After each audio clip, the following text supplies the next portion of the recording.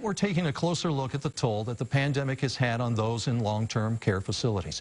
With precautions in place, some who have lost loved ones in nursing homes are away from them during their final days. Sadie All recently met two area women who lost their grandparents last fall, and she joins us now with their stories. Sadie. Mike, one of the women I talked with says she hopes to see a future change in the way these facilities handle in-person family visits during the pandemic.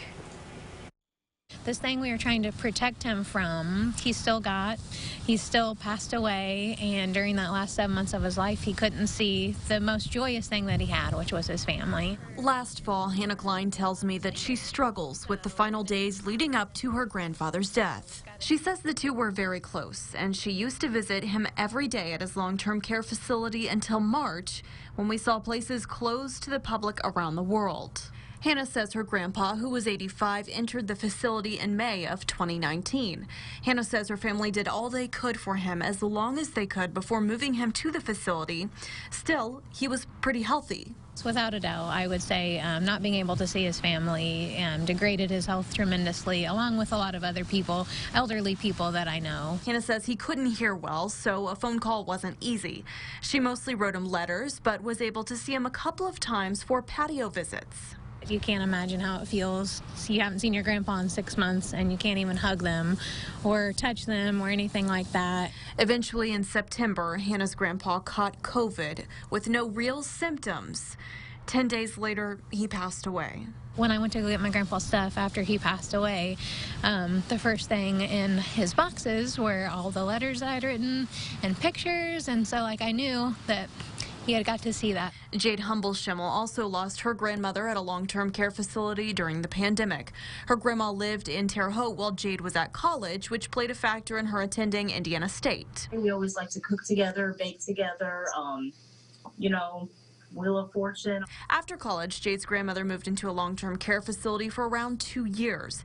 Jade, too, was able to visit with her grandmother outside last summer. She says she thinks the facility staff did a great job reaching out to the family for virtual visits. The kind of technological barrier, very hard to get over. If anything, it was just nice to hear her voice and see her face.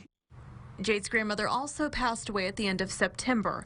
Both women agree that technology was a great tool in connecting families during this time.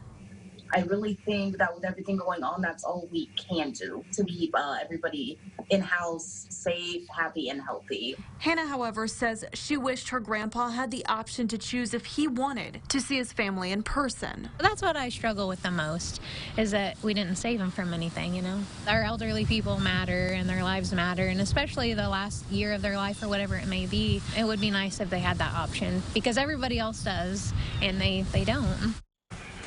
I did reach out to both the facilities where the grandparents of these women were living. I was told by both facilities that they are following the guidelines of state and local health departments along with the CDC for guidance on visitations. Most recently, the Indiana State Department of Health tells me that there are no changes for in-person visits at these facilities as of now. I'm told as more is learned about the vaccine, there could be future in-person visitations allowed.